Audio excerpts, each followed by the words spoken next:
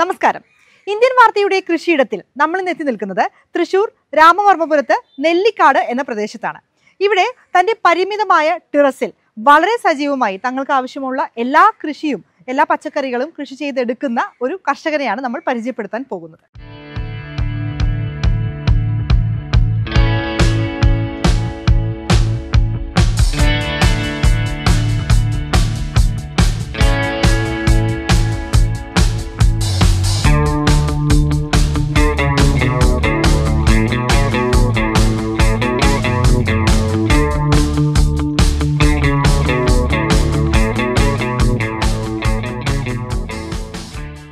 നെല്ലിക്കാട് എന്ന ഈ സ്ഥലത്ത് തന്റെ പരിമിതമായ ഒരു ടെറസിന് മുകളിൽ ടെറസ് കൃഷി നടത്തി വിജയകരമായി ടെറസ് കൃഷി നടത്തി വരുന്ന രാംദാസ് ചേട്ടൻ. ചേട്ടാ നമസ്കാരം. ഇന്ത്യൻ വാർത്തയുടെ കൃഷിയിടത്തിലേക്ക് സ്വാഗതം. വളരെ ചുരുങ്ങിയ സ്ഥലത്ത് ഫലപ്രദമായി കൃഷി ചെയ്തിരിക്കുന്നത് എന്തൊക്കെ കൃഷികളാണ് ഇവിടെ നടത്തുന്നത് ചേട്ടാ? ഇതിപ്പോ ഞാൻ സീസൺ അനുസരിച്ചിട്ടാണുള്ളത്. ഇപ്പൊ ശീതകാല പച്ചക്കറികളാണ് കൂടുതലുള്ളത്. Cauliflower, cabbage. അത് കോളിഫ്ലവർ. ക്യാബേജിന് രണ്ട് ടൈപ്പ് ഉണ്ടാവും. ഒന്ന് ചൈനീസ് ക്യാബേജ് എന്ന് പറഞ്ഞാൽ വയലറ്റ് ടൈപ്പ് അവിടെ ഇരിക്കുന്നുണ്ട്, അത് നമ്മൾ നാടനുള്ളത്. പിന്നെ ഇത് സ്വീറ്റ് കോണ്, അവിടെ ഇതുണ്ട് പാലക് ചീരയുണ്ടത്, അത് പാലക്കാണ്. അതെ, ഈ സെക്ഷനിൽ അത്രയാണ്. പിന്നെ നമ്മുടെ സ്പൈസസിൽ പെടുന്ന പുതിന, മല്ലി. ഞാൻ ബീട്രൂട്ട് ഒക്കെ കണ്ടു അവിടെ. ബീട്രൂട്ട് അവിടെ ഉണ്ട്. പിന്നെ പച്ചമുളക് 2-3 ടൈപ്പ് ഉണ്ടാവും. വെണ്ട ഏകദേശം ഇപ്പോൾ അത് വയലറ്റ് വെണ്ടയുണ്ട്, മറ്റത് ആനക്കൊമ്പൻ വെണ്ട എന്ന് പറഞ്ഞാൽ ആനക്കൊമ്പയുടെ ഒരു സൈസ് മാതിരി ഉണ്ടാവും. ഇങ്ങനെ സൈഡ് ഇങ്ങനെ പൊങ്ങിയിട്ട്. പിന്നെ പയർ തന്നെ പലതരമുണ്ടല്ലോ. പയറ് താഴെ ഇരിക്കുന്നത് കുറ്റിപ്പയറാണ്. അപ്പൊ ഞാൻ ചീര അതിന്റെ ഇടയിൽ 2-3 ടൈപ്പ് ചീരയുണ്ട്. അതെ, അതിന് സെപ്പറേറ്റ് ആയിട്ട് ഇടുന്നില്ല, അതിന്റെ കൂടെ തന്നെ ആയതുകൊണ്ട് നമുക്ക് അതിന് അഡീഷണൽ ചെലവ് വേണ്ടത്. അതിൽ ഇതിനകത്ത് ഇപ്പോൾ ഈ ലാത്താങ്കര ചീര എന്ന് പറഞ്ഞിട്ടൊരു തിരുവനന്തപുരം സൈഡിലൊക്കെ ഒരു ഫേമസ് ആയിട്ടുള്ള ചീരയുണ്ട്. അതല്ല, ഇതാണ് വരുന്നത്. ഇത് കളർ, ഇത് നമ്മൾ സാധാരണ നാടൻ ഇതാണുള്ളത്. അതിന്റെ കളർ ഇത് കണ്ടില്ലേ? അപ്പൊ നമുക്ക് ഇവിടെ വീട്ടിലേക്ക് ആവശ്യമായ കൃഷിയൊക്കെ എല്ലാം ഇവിടെ ഉണ്ട്. എല്ലാം എവരിത്തിങ്. ഇഞ്ചി അവിടെയുണ്ട്, പിന്നെ വഴുതനയുണ്ട്, അപ്പുറത്ത് മുളക്. ഇത് ശരിക്കും ഒരു തണുപ്പ് സ്ഥലത്തൊക്കെ ഉണ്ടാവുന്നതല്ലേ നമ്മുടെ കോളിഫ്ലവർ, ക്യാബേജ് ഒക്കെ? ക്യാബേജ് ഈ സീസണിൽ മാത്രമേ ഉണ്ടാവുള്ളൂ. അതിന് പ്രത്യേകിച്ച് ഒരു നല്ലൊരു ഇത് പറഞ്ഞാൽ അധികം വെയിൽ. അതുകൊണ്ടാണ് ഈ കോവലിന്റെ പന്തലല്ലേ ഇതെന്താ? അത് ഇത് പിന്നെ കുമ്പളങ്ങ, നെയ്ക്കുമ്പളങ്ങ എന്ന് പറയും. അത്രേ വലിപ്പം ഉണ്ടാവുള്ളൂ. അത് കഴിഞ്ഞു. ഞാനത് ഒരെണ്ണം മാത്രം അവിടെ ഉണ്ടായിരുന്നപ്പോൾ അത് നോക്കിയിട്ട് വേണ്ടിയിട്ട് എടുത്തതാണ്.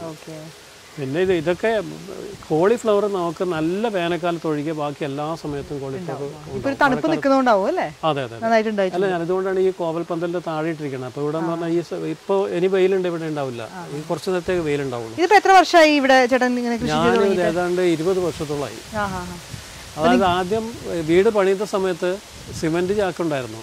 ആ സിമെന്റ് ചാക്കില് കുറച്ച് വെറുതെ ഇങ്ങനെ എടുത്ത് വെച്ചപ്പോൾ നന്നായിട്ട് തോന്നി. പിന്നെ അതിന്റെ മേലെ നിന്ന് ഡെവലപ്പ് ചെയ്ത് അപ്പോൾ അതിനുശേഷമാണ് പിന്നെ ഈ ഗ്രോ ബാഗ് കൃഷിയും കാര്യങ്ങളൊക്കെ ഇങ്ങനെ ഫേമസ് ആയിട്ട് വന്നത്. ശരിക്കും എനിക്കിത് കണ്ടപ്പോൾ ഒരു അത്ഭുതം തോന്നി. കാരണം നമ്മുടെ ടൗണിലൊക്കെ ഒരു സ്ഥല പരിമിതിയിലൊക്കെ ഉള്ള ആളുകൾക്ക് ഇങ്ങനെ കൃഷി ചെയ്യാൻ പറ്റും അല്ലേ? പിന്നെന്താ, കുറച്ച് വിലക്കാണ്. ഞാനിപ്പോൾ റിട്ടയർ ചെയ്ത് 8-9 വർഷമായി. ഞാനിത് ടെക്സ്റ്റൈൽ ഡിപ്പാർട്ട്മെന്റ് ആയിരുന്നു. ലാസ്റ്റ് വർക്ക് ചെയ്തിരുന്നത് ഇതിന്റെ ടെക്സ്റ്റൈൽ ഫെഡറേഷൻ്റെ കീഴിൽ ഗവൺമെന്റ് കീഴിലുള്ള കോപ്പറേറ്റീവ് മില്ലുകളിലായിരുന്നു. കോപ്പറേറ്റീവ് സ്പിന്നിംഗ് മില്ല് ജനറൽ മാനേജറായിട്ട് റിട്ടയർ ചെയ്താണ്. പക്ഷെ ഞാൻ സർവീസിൽ ഇരിക്കുന്ന സമയത്തും കൃഷിയുണ്ട്. ഇതുണ്ട്. ഇത് തക്കാളി, ഇത് സെക്കൻഡ് സ്റ്റേജ്. അതായത് ഫസ്റ്റ് സ്റ്റേജിൽ വന്നിരിക്കണേ, അത് കഴിഞ്ഞു. അത് ഓരോന്ന് കഴിയുമ്പോൾ ഞാനത് തക്കാളി നമുക്ക് ഏത് സീസണിലും ഉണ്ടാവും. തക്കാളി, അതുപോലെ തന്നെ വെണ്ട, പയർ, പച്ചമുളക്, ഇത് നമുക്ക് ഏത് സീസണിലും ഉണ്ടാവും. അപ്പോൾ അതെന്താ വെച്ചാൽ പല സ്റ്റേജായിട്ട് ഇങ്ങനെ ഒരു സ്റ്റേജ് കഴിയുമ്പോഴത്തേനും അടുത്തത് വെക്കും. ഇതിന്റെ പരിപാലനം എങ്ങനെയാന്ന് പറയൂ? ശരിക്കും ടെറസ് കൃഷിയൊക്കെ ആളുകൾക്ക് ചിലപ്പോൾ താല്പര്യം ഉണ്ടാവും. ഇങ്ങനെ പിടിക്കുവോ, ഇതിനെന്താ വളം ചെയ്യാന്നൊക്കെ അറിയാം. ടെറസിൽ ഞാനിപ്പോൾ 20 വർഷമായിട്ട് ടെറസിൽ കൃഷി ചെയ്തുകൊണ്ടിരിക്കുകയാണ്. വേറെ ഒരു എക്സ്ട്രാ അഡീഷണൽ ഒന്നും ഇതിനകത്ത് ചെയ്തിട്ടില്ല. പക്ഷേ എൻ്റെ പിന്നെ ഇതുവരേക്കും നല്ല ഫ്രഷ് ആയിട്ട് തന്നെ ഇരിക്കുന്നത്. ടെറസിന് യാതൊരു കുഴപ്പവും പറ്റിയിട്ടില്ല. ഇപ്പോൾ കാലത്തെ ക്ലീൻ ചെയ്ത് പിന്നെ കാലത്തൊരു ടെറസിൽ കൃഷി ആയതുകൊണ്ട് നമുക്ക് വെയിൽ കൂടുതലുള്ളതുകൊണ്ട് 2 നേരം നനയ്ക്കണം. കാലത്തും വൈകിട്ടും നനയ്ക്കണം. അത് ജസ്റ്റ് നമ്മൾ വെള്ളം ഇങ്ങനെ ഒഴുകിപ്പോകാൻ മാത്രം നനയ്ക്കുകയും ചെയ്യരുത്. വെറുതെ ഇങ്ങനെ ചാറ്റി കൊടുക്കുകയും വേണ്ട. മേൽമണ്ണ് നനയണം. അപ്പോൾ അതിൻ്റെ കൂടെ തന്നെ അത് നനയത് ചേട്ടൻ നേരിട്ട് രാവിലെയും വൈകിട്ടും നനയ്ക്കും. രാവിലെയും വൈകിട്ടും നനയ്ക്കും. കാലത്തൊരു 1 മണിക്കൂർ. ഞാനിപ്പോൾ സർവീസിലുള്ള സമയത്തായാലും കാലത്ത് എണീറ്റ് 1 മണിക്കൂർ ഇവിടെ ഇങ്ങനെ ഇതിന്റെ ഇടയിലെ കൂടെ എന്താ ചെയ്യാ? ഇപ്പൊ ഇതിന് കീടം ഒന്നും കാണുന്നില്ല, കേടൊന്നും കാണുന്നില്ല, എന്താ ചെയ്യുന്നത്? വളമൊക്കെ വളം എല്ലാം 100% പിന്നെ ഓർഗാനിക് മാത്രമേ ഉപയോഗിക്കുന്നുള്ളൂ. അത് മറ്റേ കീടനാശിനികളൊന്നും ഒന്നും ഉപയോഗിക്കുന്നില്ല. ഓർഗാനിക് കീടനാശിനികൾ വെളുത്തുള്ളി മിശ്രിതം, പിന്നെ വേപ്പെണ്ണ മിശ്രിതം, സോപ്പ് സൊല്യൂഷൻ, ഇതൊക്കെ ഉപയോഗിക്കുന്നുണ്ട്. അതുപോലെ തന്നെ വേപ്പും പിണ്ണാക്ക്, ആട്ടുംകാഷ്ടം, അത് പൊടിച്ചത് കിട്ടും നമുക്ക്. ഇപ്പോൾ അവിടെ ഒരു ഗോഡൗൺ മാതിരി അതിനുണ്ട്. അത് മുഴുവൻ ഈ വളവും അതിൻ്റെ ഉള്ള ആക്സറീസാണ് താഴെ വെച്ചിരിക്കുന്നത്. പിന്നെ സ്ലറി ഉണ്ടാക്കും. ഈ ചാണകവും വേപ്പും പിണ്ണാക്കും കടലപ്പിണ്ണാക്കും ഇതെല്ലാം കൂടെ മിക്സ് ചെയ്തിട്ട് ഡയല്യൂട്ട് ചെയ്തിട്ട് അതൊരു ആഴ്ചയിൽ ഒരു പ്രാവശ്യം സ്ലറി ഇങ്ങനെ ഒഴിച്ചു കൊടുക്കും. ഓരോ സമയത്തിനനുസരിച്ച് മാറി വരണം. എല്ലാ ഐറ്റംസും എല്ലാ സീസണിലും വരില്ല. അപ്പൊ സീസണിൽ വരുന്നതുണ്ട്. ഇതിനിപ്പോ നമ്മൾ ഈ മണ്ണ് ഇപ്പൊ മാറ്റുമോ ഓരോ കൃഷി മാറുമ്പോൾ? ഞാനിപ്പോ അവിടെ ഇപ്പൊ ഇത് കാലിയായിട്ടുള്ളത് കണ്ടേ, അതിപ്പോ മാറ്റി വെച്ചതാണോ അവിടെ? മണ്ണ് മാറ്റും? ഇല്ല, മണ്ണ് മാറ്റില്ല. ഞാൻ പല ഇത് ഇതിൻ്റെ ഒരു പ്രത്യേകത എന്ന് വെച്ചാൽ നമ്മൾ ഒരു പിന്നെ കൃഷി ഭരണത്തിൽ ചെയ്തു കഴിഞ്ഞാൽ അത് തന്നെ അതേ ചട്ടിയിൽ തന്നെ പിന്നെ ചെയ്തു കഴിഞ്ഞാൽ അത് ഫലഭൂഷമായിട്ടുണ്ടാവില്ല. അപ്പോൾ എന്ത് ചെയ്യുന്നത് വെച്ചാൽ ഒരു പല കൃഷി വരുന്നത് കൂടി എല്ലാം കൂടെ മണ്ണ് മിക്സ് ചെയ്യും. മിക്സ് ചെയ്തിട്ട് അതിൻ്റെ കൂടെ പിന്നെ കക്കാപ്പൊടി, പച്ചക്കക്കപ്പൊടി ഉണ്ടല്ലോ, അത് ഈ മണ്ണിൻ്റെ പുളിപ്പ് ലെവൽ ചെയ്യാൻ വേണ്ടിയിട്ട് കക്കാപ്പൊടി ചേർക്കും. പിന്നെ സ്യൂഡോമോണസ് പൗഡറുണ്ട്, പിന്നെ ട്രൈക്കോഡർമ, ഇതൊക്കെ ചേർക്കുമ്പോൾ അതിൻ്റെ കൂടെ തന്നെ ഇതിൽ പിന്നെ ആട്ടിൻകാഷ്ടം, പിന്നെ കോഴിക്കാഷ്ടം എല്ലാം പൊടിയായിട്ട് നമുക്ക് കിട്ടും, ഇവിടെ വാങ്ങിക്കാൻ കിട്ടും മണ്ണെത്തി. അതൊക്കെ മിക്സ് ചെയ്ത് ഓരോ ലെയറായിട്ട് ഇട്ട് മിക്സ് ചെയ്തിട്ട് വീണ്ടും കട്ട് ചെയ്ത് അതിൻ്റെ കൂടെ ഇത് മണ്ണ് കട്ട പിടിക്കാതിരിക്കാൻ വേണ്ടിയിട്ട് ഒന്നുകിൽ പിന്നെ ചാരിച്ചോറ് എടുക്കും, അതല്ലെങ്കിൽ ഇപ്പം ഞാൻ ഉമിയ ഉപയോഗിക്കുന്നത്. അതിലേക്ക് ഉമിയ അത് ഫില്ല് ചെയ്ത് വെച്ചതാണ്. അതിനകത്ത് ഇപ്പോൾ നടുവുണ്ട്. ഞാനിപ്പോൾ കഴിയുന്നിടത്ത് ഞാൻ ഇവിടെ തന്നെ മുളപ്പിച്ചുണ്ടാക്കുകയാണ് ചെയ്യുന്നത്. അപ്പോൾ അവിടെയൊക്കെ അത് പിന്നെ മുളയ്ക്കാൻ ഇട്ടിട്ടുണ്ട്. പയറ് ഒക്കെ അവിടെ മുളച്ച് വരുന്നുണ്ട്. നന്നായിട്ടുണ്ടാവും. ഇതിനകത്ത് ഇപ്പോൾ ഒരു കോണിനകത്ത് 2-3 ഉണ്ടാവും. ഇപ്പോൾ അവിടെ ഇടയ്ക്ക് അത് ഉണ്ടായി അത് വരുന്നുണ്ട്.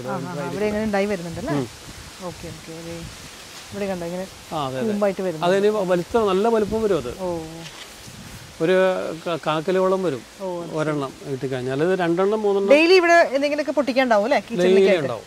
കോവയ്ക്ക നമുക്ക് 1-2 ദിവസങ്ങളിൽ പൊട്ടിക്കാൻ കിട്ടും. ഇഷ്ടംപോലെ. അത് ഇപ്പോൾ ഒന്ന് ഇനി ട്രിം ചെയ്യണം. ഈ ഉണങ്ങിയ ഇതൊക്കെ കംപ്ലീറ്റ് കട്ട് ചെയ്ത് ലെവലായി കഴിയുമ്പോൾ വീണ്ടും ഉണ്ടാവും.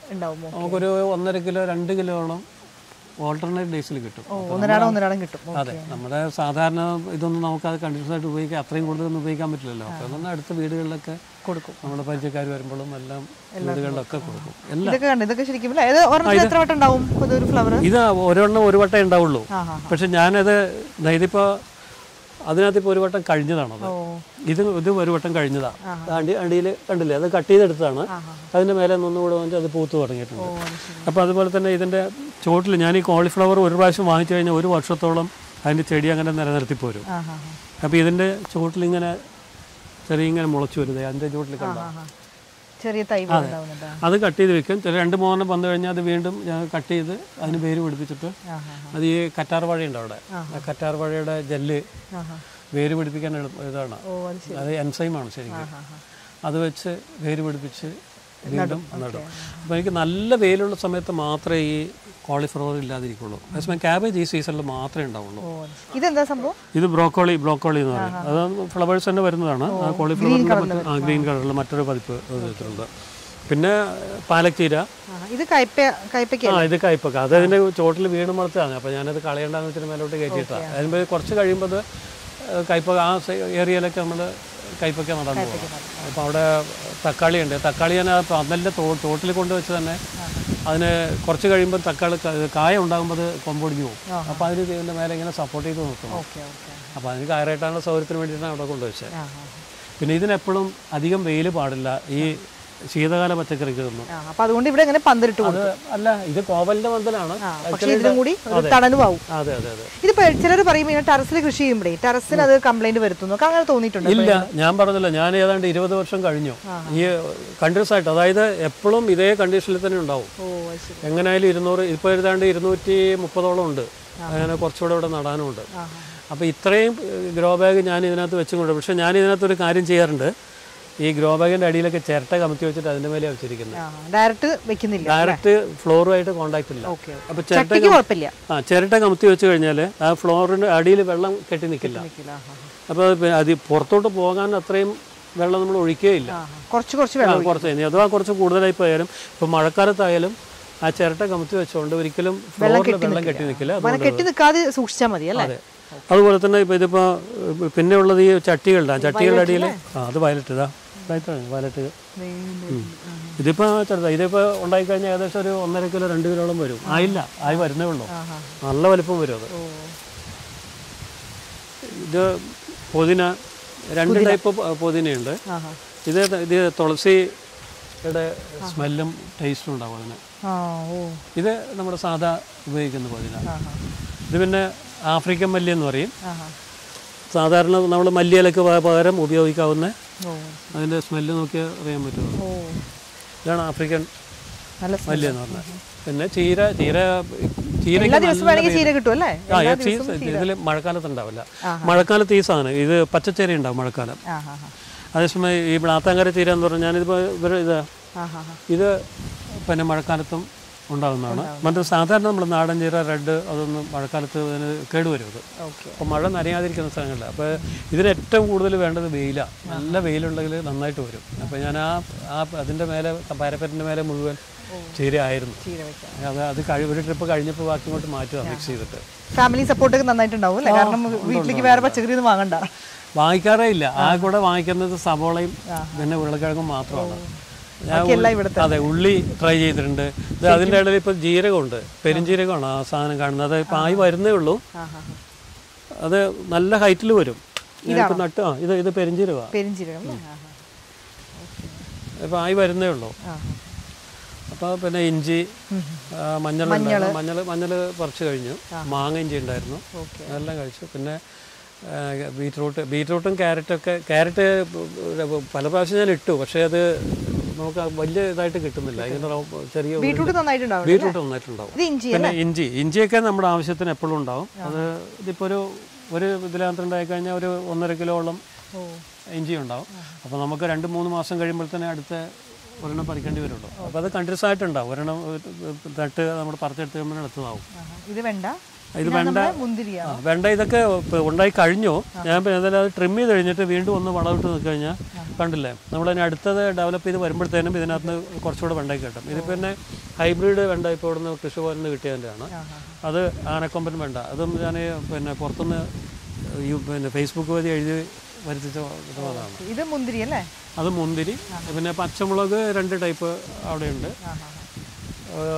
ആ സൈഡിലിരിക്കുന്ന ആ ചെറിയ ചട്ടിക്കകത്തുള്ളത് പിന്നെ ക്യാപ്സിക്കമാണ്. പക്ഷെ അത് വെയിൽ കുറച്ച് ചൂട് കൂടിപ്പോയി. ഇല മുഴുവൻ കരിഞ്ഞു. അത് ഞാനിപ്പോൾ അങ്ങോട്ട് മാറ്റിയതേ ഉള്ളൂ. ചേട്ടാ, ഇതൊക്കെ ഇനി അടുത്ത റൗണ്ട് കൃഷി ഇറക്കാനുള്ള അത് ഇത് ഗ്രോ ബാഗ് ഫില്ല് ചെയ്തിട്ട് ഏതാണ്ട് ഞങ്ങൾ 2-3 ആഴ്ചയോളം ഒരു പിന്നെ സീസണിങ് ഉണ്ട്. ആ സീസൺ കഴിഞ്ഞ ശേഷം മാത്രമേ അതിനകത്ത് ചെടി നടുള്ളൂ. കാരണം അതിനകത്ത് കുമ്മായൊക്കെ ഇട്ടിട്ടുണ്ടാവും. കുമ്മായി ഇട്ട് കഴിഞ്ഞാൽ നമ്മൾ ആ ഉടനെ തന്നെ അത് നട്ട് കഴിഞ്ഞാൽ അത് ചെടി കേടുവരും. അത് സവോളയാണ്. അത് വീട്ടിൽ കടയിൽ നിന്ന് വാങ്ങിച്ചപ്പോൾ കേടുവന്ന സവോള ഉണ്ടായിരുന്നു. അത് ഞാൻ മുളപ്പിച്ചു. അത് മുളപ്പിക്കുക എന്ന് പറഞ്ഞാൽ ഒരു ചെറിയ ഗ്ലാസ്സിൽ വെള്ളം എടുത്തിട്ട് ഇതിൻ്റെ അടിവശം മാത്രം ഇങ്ങനെ മുട്ടാവുന്ന രൂപത്തിൽ, അടിവശം മാത്രമേ വെള്ളത്തിൽ മുട്ടാൻ പാടുള്ളൂ.